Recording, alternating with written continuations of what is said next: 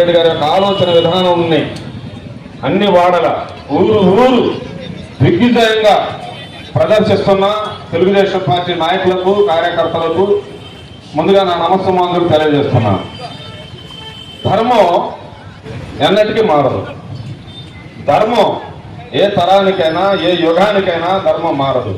అట్లనే తెలుగుదేశం పార్టీ యొక్క సైద్ధాంతిక భావజాలం ఎన్ని తరాలకైనా మారదు. అందుకనే నేటికి 44 సంవత్సరాలు పూర్తి చేసుకున్న తెలుగుదేశం పార్టీ అధికారంలో ఉన్నదన్న విషయాన్ని మనం గమనించుకోవాలి. తెలుగుదేశం పార్టీ ఆవిర్భవించక ముందు అణగారిన వర్గాల పరిస్థితి చాలా దయనీయంగా ఉండేది. అధికారానికి నోచుకోలేక, విద్యకు నోచుకోలేక అణగారిన వర్గాల పరిస్థితి చాలా దయనీయంగా ఉంది. ఇటువంటి అసమానత గల సమాజాన్ని సమాంతర వ్యవస్థగా తీర్చిదిద్దాలని, తెలుగు సమాజంలో ఎత్తుపల్లాలను సరిచేయాలని స్వర్గీయ నందమూరి తారక రామారావు గారు ఒక జాతీయత భావంతో, అభ్యుదయ భావంతో సమాజంలో ఉండబడే అనేక మంది మేధావులను, విద్యావంతులను, సమాజ హితం కోరే పెద్దలను అందరిని ఏకం చేసుకొని తెలుగుదేశం పార్టీ నిర్మాణం జరిగిందన్న విషయాన్ని మనం జ్ఞాపకం చేసుకోవాలి. ముఖ్యంగా సమాజంలో ఈ సమాజానికి అడ్డుగోడలున్న పటేల్ పటారి వ్యవస్థను కోకటి వేలతో పెగిలించింది తెలుగుదేశం పార్టీ. అణగారిన వర్గాల వారికి అధికారాన్ని చేరువు చేయడానికి అధికార వికేంద్రీకరణ చేసి మండల వ్యవస్థను తీసుకొచ్చింది తెలుగుదేశం పార్టీ. సమధర్మాన్ని, సమన్యాయాన్ని 44 సంవత్సరాలుగా నడిపిస్తున్న పార్టీ తెలుగుదేశం పార్టీ. ఆ పార్టీ సిద్ధాంతాన్ని అనుసరించి మన బ్రహ్మారెడ్డి గారు అన్ని వర్గాల వారి పట్ల సమధర్మం, సమన్యాయం చూపించబట్టే ఈనాడు మార్చిన నియోజకవర్గం పురోగతి సాధిస్తుందన్న విషయాన్ని కూడా మనం గ్రహించుకోవాలి. అదేవిధంగా సమాజాన్ని ఒక దేవాలయంతో, ప్రజలను దేవులతోనూ ఇప్పటికీ ఆరాధిస్తున్న పార్టీ ఏదైనా ఉందంటే తెలుగుదేశం పార్టీ. అణగారిన వర్గాల వారు, కుల వృత్తులు, చేతి వృత్తులతో మగ్గిపోతున్న వారిని చట్టసభలు పంపించిన పార్టీ తెలుగుదేశం పార్టీ. ఈ కిలో 2 రూపాయల బియ్యం ఇప్పటికీ జ్ఞాపకం చేసుకుంటాం. అది రూపాంతరం చెందింది అదే అన్న క్యాంటీన్. సహజంగా అన్నం పరబ్రహ్మ స్వరూపం, అది దేవోక్తి. ఇక్కడ మనుషుల సంకల్పం కాదు, దేవుని సంకల్పం కూడా నెరవేరుస్తున్న పార్టీ ఏదైనా ఉందంటే అది తెలుగుదేశం పార్టీ అన్న విషయాన్ని కూడా మనం గుర్తుపెట్టుకోవాలి. మరి పార్టీ అధికారంలో లేకపోయినా మరి సమాజంలో, మన రాష్ట్రంలో అప్పుడప్పుడు వరదలు, భూకంపాలు సంభవించినప్పుడు కూడా స్వచ్ఛందంగా జాతీయ స్థాయిలో, రాష్ట్ర స్థాయిలో ప్రజలకు సేవ చేసే పార్టీ ఏదైనా ఉందంటే తెలుగుదేశం పార్టీ. మన జరిగిన విజయవాడలో మన జోలకంటి బ్రహ్మారెడ్డి గారు విజయవాడలో అనేక విపత్కాల పరిస్థితులు వచ్చినప్పుడు దాదాపు 10 రోజులు పార్టీ సిద్ధాంతాన్ని అనుసరించి సేవ చేశాడంటే అది పార్టీ సైద్ధాంతిక భావజాలం అన్న విషయాన్ని కూడా మనం గుర్తుపెట్టుకోవాలి. చివరగా మన తెలుగుదేశం పార్టీ ప్రాంతీయ పార్టీ అయినప్పటికీ జాతీయ స్థాయిలో ఈ దేశానికి సేవ చేసిందన్న విషయాన్ని కూడా గుర్తుపెట్టుకోవాలి.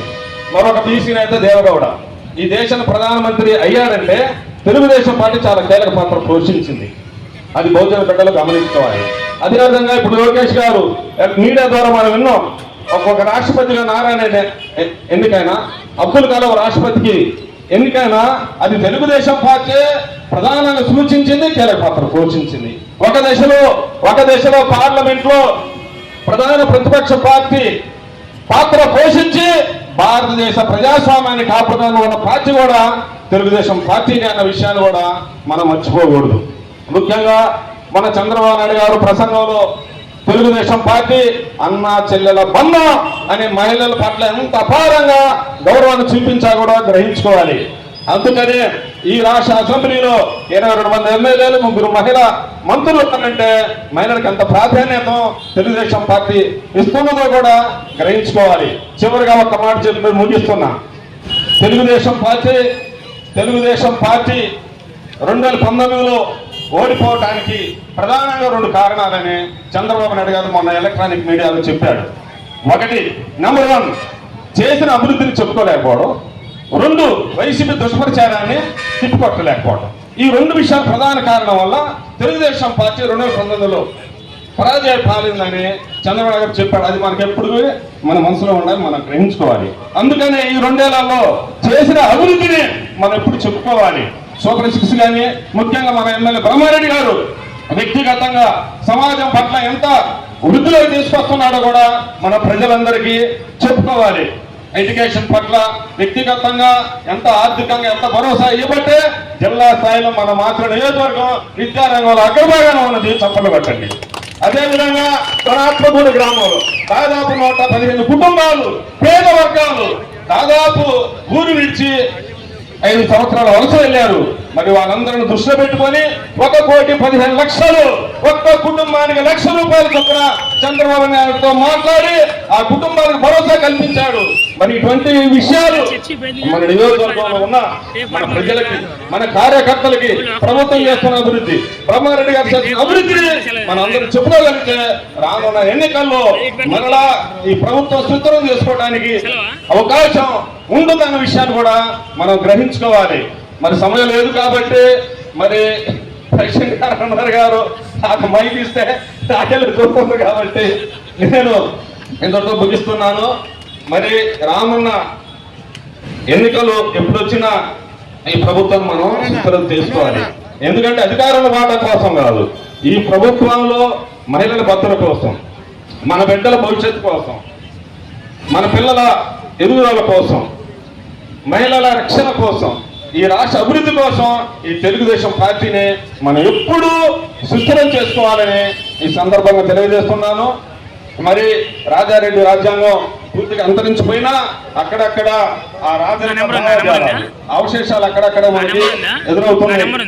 జగన్ చెల్లెడు చెప్పిన మాటలు చూసుకుంటే జగన్ వెనక ఒక సాతాను సైన్యం బయలుదేరిందట. ఆ సైన్యాన్ని మరలా మనం తిప్పికొట్టాలి. ఆ సైన్యాన్ని లేకుండా మనం అణచివేయాలి. లేదనుకుంటే మన ఆస్తులు దోచుకుంటాం, లేదనుకుంటే వారి దాచికాల దొరగాతాలు మరలా మొదలవుతాయని వారి చెల్లెల షర్మిలే బహిరంగంగా తెలుగు ప్రజలకి ప్రసంగం చేసింది. దాన్ని కూడా మనం జ్ఞాపకం చేసుకోవాలి. కాబట్టి ఏ ఎలక్షన్లో ఎప్పుడు వచ్చినా తెలుగుదేశం పార్టీ చేస్తున్న అభివృద్ధిని, మన నియోజకవర్గంలో బ్రహ్మారెడ్డి గారు వ్యక్తిగతంగా చేస్తున్న అభివృద్ధిని, గ్రామాలలో అభిప్రాయ భేదాలున్నా వారి దగ్గర కూర్చొని సంధి చేసి గ్రామాలలోనే అందరూ ఒక వయసు కుటుంబంగా ప్రతి గ్రామాన్ని తీర్చిదిద్దుతూ ఒక నూతన దిశగా అడుగులు మళ్లిస్తున్న బ్రహ్మారెడ్డి గారు ఒక ఆలోచన విధానాన్ని నియోజకవర్గాలు ప్రతి గ్రామంలో కార్యకర్తలకి, ప్రజలకి చెప్పి ప్రజలందరికీ మనందరం భరోసాగా ఉండాలని ఈ సందర్భంగా తెలియజేస్తూ ముగిస్తూ సెలవు తీసుకుంటున్నాను. Thank you. ఒత్తిల్లాలి తెలుగుదేశం పార్టీ, ఒత్తిల్లాలి తెలుగుదేశం పార్టీ, ఒత్తిల్లాలి బ్రహ్మారెడ్డి గారి నాయకత్వం, ఒత్తిల్లాలి బ్రహ్మారెడ్డి గారి నాయకత్వం. జై భీమ్, జై భీమ్.